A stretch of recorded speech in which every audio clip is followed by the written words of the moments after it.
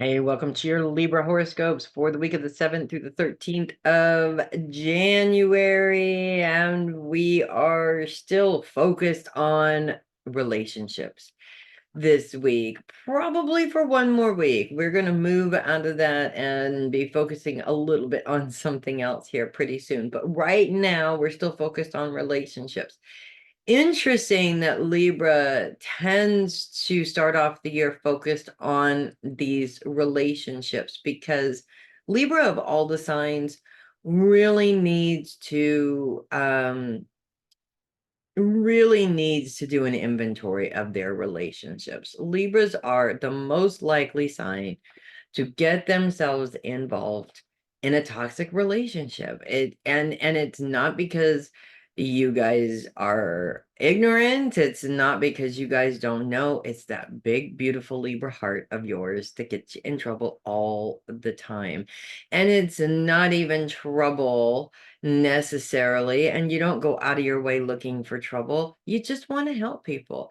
You just want to make a difference. You want to help people fix their problems. You want people around you to be happy. And you wind up sacrificing your own needs and yourself over and over and over and over again. And it just does not work out for you. You wind up feeling discontented, frustrated, disappointed. The list goes on and on and on every single time. And I believe a couple of weeks ago in the horoscopes, we were talking about 2024 is going to be your year of freedom from that. And this is just one last little reminder that this is what you set out to accomplish, is to really look at those relationships, to create boundaries in those relationships where boundaries are needed, to cut ties with relationships that are no longer serving your best interest. Granted, you could be serving their best interest, that's perfectly fine, but we are focusing on what is in your best interest and not necessarily in what is in theirs. So it's just a bit of a reminder here, I think, to make sure that you are continuing to follow through with your plans and your goals. Now, granted, I feel like a lot of people go through when they decide to make a change, there's a lot of fear there. And part of that fear is stemmed from when you start to lay down boundaries, people don't like it.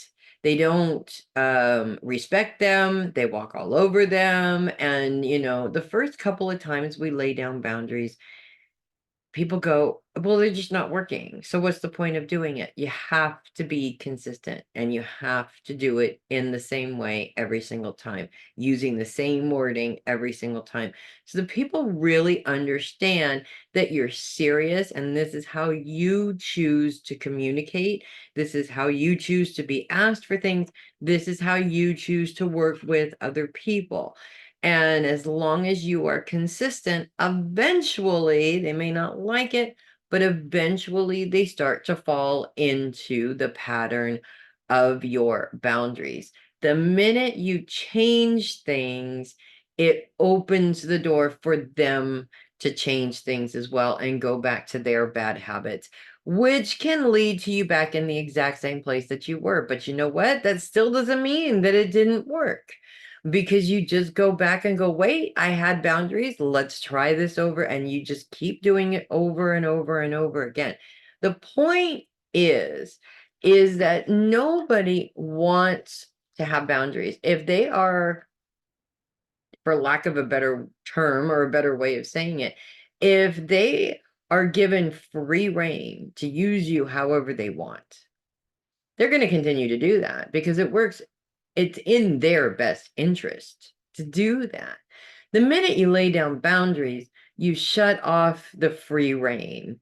And now you're saying, I'm only going to work with you in this particular way. And they go, wait, I lost my free reign and I don't like that. So they're going to fight it. It's a given, right? You keep the consistency with the boundaries and they start to realize that they can't fight it. Or when they do fight it, it doesn't matter so much. It doesn't make you angry quite as often. I deal with this personally in a specific relationship of mine. I'm not going to say which one because it's very close to home. But with this particular individual, she has used a lot in my entire life. And so the last several years, I've put boundaries on what she can do. So there's very specific things that I will continue to do that she needs done for her, but I'm not going out of my way to do anything else. And to this day, she's still will try, and I'll say, "We don't do that anymore." And she goes, "Oh, my brain, I forget, blah, blah, blah, blah, blah," which I don't think there's anything wrong with her brain. So, bottom line is, she's going to try because this is what she wants, and she's going to keep trying to get what she wants. That's what she's done her whole life, I'm sure. I mean, I wasn't there for the whole thing, but most of her life, this is what she's done. I can't get upset that she's doing it. I just have to keep making sure that I stick to my boundaries. And that just means that I'm not continuing to let her use me.